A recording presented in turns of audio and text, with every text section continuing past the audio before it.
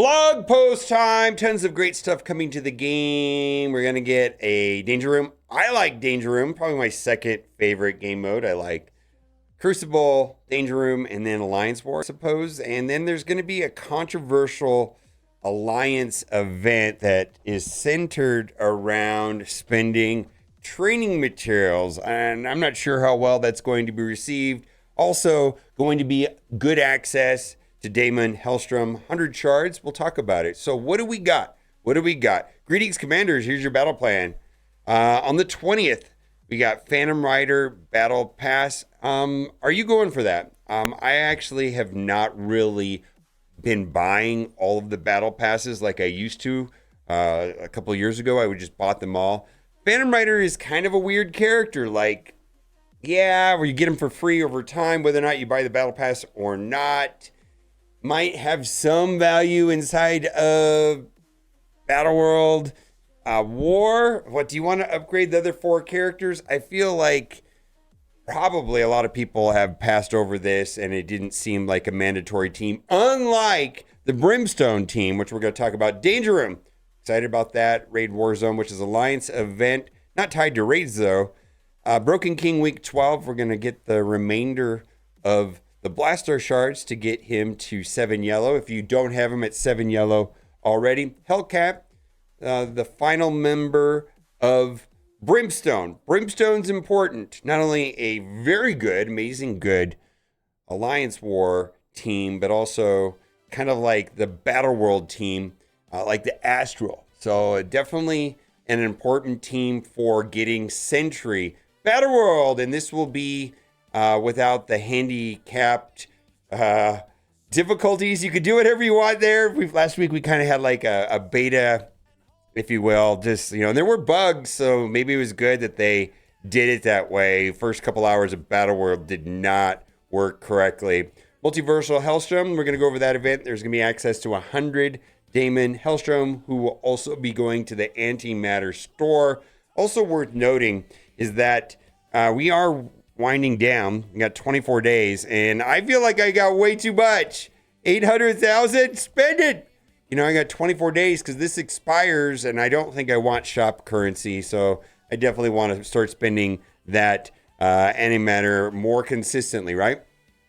Blood Rain Alliance event, Plague Rising Alliance event, Curse of Eternity. So we're going to talk about that. There's I believe, going to be some controversy on those events. In total, 500 Blaster shards, 25 Hobgoblin shards. We're going to get Sentry through Battleworld, 100 Daimon Hellstrom, and then Phantom Rider will be available through the Battle Pass on both tracks, but it's faster if you buy the track, of course. Total of 500 Blaster shards. Do you have Blast Stars 7 stars? That's the idea. One is expecting through normal gameplay by the end of Chapter 2 to have a 7 yellow Blast Star. Depending on how you did on the Scourges, you may already have a 7 yellow Blast Star. That's going to be surrounding Playing in War and Playing in War with Brimstone. And then there's also going to be some BioGear rewards. 25 Hobgoblin shards.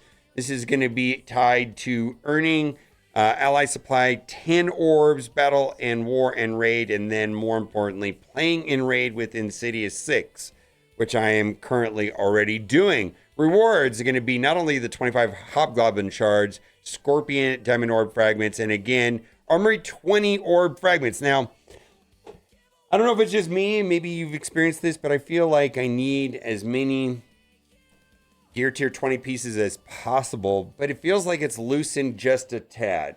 A little bit easier than it was back when Professor X, when we were all scrambling to get Professor X through Gear Tier 20. I feel like that's the normal cycle of the game. Right now we're going into Purple 4 and 5, which is extremely scarce. I mean, just auctions and spending money and stuff like that. But over time, one would hope that it eases up, right? All right, spend your antimatter. We talked about that already. Hellcat. Well, I don't know what that is. Claw Your Ways and War and Battleworld. Now, sometimes people ask me, is this team skippable? Is this team not skippable? I'm going to go out in there and say, oh, hot take here, Boomer. Is Brimstone skippable? No, I don't think so. Feels like if you want to do well and get Sentry, it's going to be tied to Brimstone. Brimstone is like the astral for null. All right, and they're very good in Alliance War. If it's very similar to Astral in their intent and what they do in the game. So this is exciting. Daimon Hellstrom is very powerful. He feels like Icarus 2.0. Remember when Icarus came out, how he just wrecked nerds? This guy seems pretty cool. I actually think this guy's going to be used in many different game modes.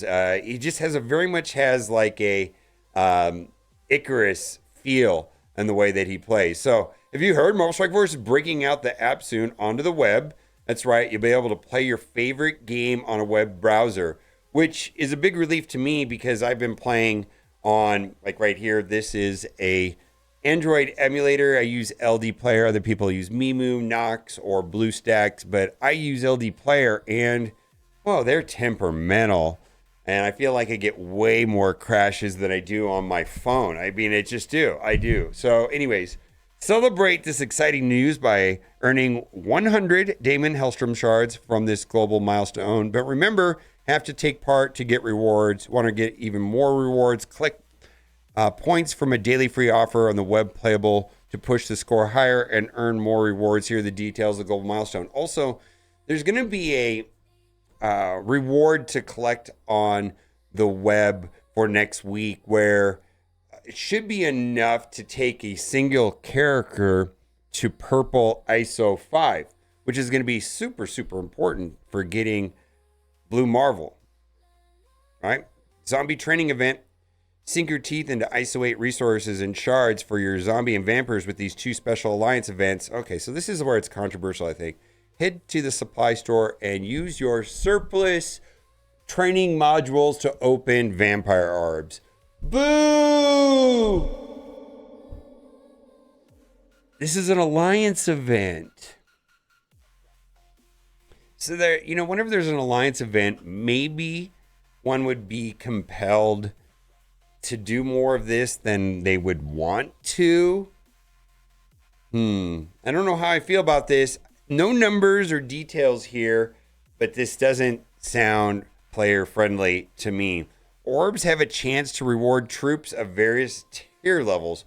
What troops? Troop reward points, and higher tier troops reward even more points. Points feed into Blood Rain Alliance milestones. What if the characters that you get, you already have and already have them maxed out? Oh, this feels bad. I don't know. I don't think this is going to be well received. This seems like a disaster in the making. Hit milestones and earn vampire character shards and complete on a leaderboard to earn ISO 8 resources, including T4 ions. Yeah, we're looking for T4s and T5s, right? All right, Plague Rising. Head to the supply store and use your surplus trading modules to open zombie orbs. Boo! Orbs have a chance to reward troops of various tier levels. Troop reward points, and higher tier troops reward even more points. Points feed into the Plague Rising Alliance milestone. So I feel like there was, for me, a surplus of gold. There were some events tied to that. And now I feel like they're trying to purge training modules. Do you have the same issues with training modules as a lot of the other people in the community? I mean, do you have an abundance of training modules? I don't know where everybody's at. I mean, I feel like I have some, but I certainly don't want to flush all my gold, all my training modules. And then, level 110 comes out, and then what? We're screwed for some sort of alliance leaderboard event. Here, milestones to earn zombie character shards and complete on a leaderboard to earn ISO 8 resources, including T4 ions. That's the chase right now. Alliance events start on October 24th. I don't know. All right. Curse of the Tourney level 5. So level 5 is where we're going to get stuck, I think. Purple Isles and Living Mummy Diamonds. Amazing opportunity alert. This is the first level 5 Purple Ion leaderboard event. I guess, this is, a way of spending money. And there's certainly, a way to overspend, and there's ways to pick your place on certain events and maybe spend a little to get a good amount. I've been able to do that in the past. Sometimes it's just not worth it. Other times I can spend $20 and get 5 times the rewards that I would have got if I hadn't spent the $20. Okay. And so it varies from event to event, mostly based on participation of the community. So don't participate so I can get more for my $20. I'm just saying, I got to take a look at it. Just got to take a look at it, right? All right, this is on the 24th, and then you score points here through the following. And then what is most important about this is going to be an opportunity for T3 level 5 ions. And then we got Battleworld, earn Sentry shards, and we will be able to play the full difficulties, the harder difficulties. We'll see how this turns out. So far, my experience with Battleworld 2.0 has been kind of blah. It's not worse than before. It looks like it's an iteration, a step in the right direction. But the game mode that this was based off of in Galaxy of Heroes wasn't my favorite either. So it is what it is. Maybe it's just not really going to appeal to me. Do I want Sentry shards? Yes. Sentry boss battle? We'll see. I'm hoping the community will find some nifty tricks that the developers did not intend, kind of like we did with Null, and have teams better than Brimstone that actually work based off of creativity. That appeals to me so much more than just buying Brimstone. I don't like that idea. I don't like that idea at all. Scary good costume shop updates just in time for Halloween or fall. If you enjoy scaring people when the leaves change color, we're updating the costume shop with ghoulish threads to some of your favorite characters. I like costumes lately. I don't know what it is. I like them. Updates go bump in the night. The week of October 20th, so stop by the costume shop for a real treat. I wonder if it's just going to be them bringing back old costumes or we're going to get new costumes. Danger Room, which I do like very much. Sinister Six and zombies. What could be more fun than battling with big bads from the big city? How about big bag brain-eating zombies? Danger Room is back for Sinister Six Encore training session, but this time the Undying Squad is also stepping into Professor Xavier's simulator. Kestrel Zombie will be rentable.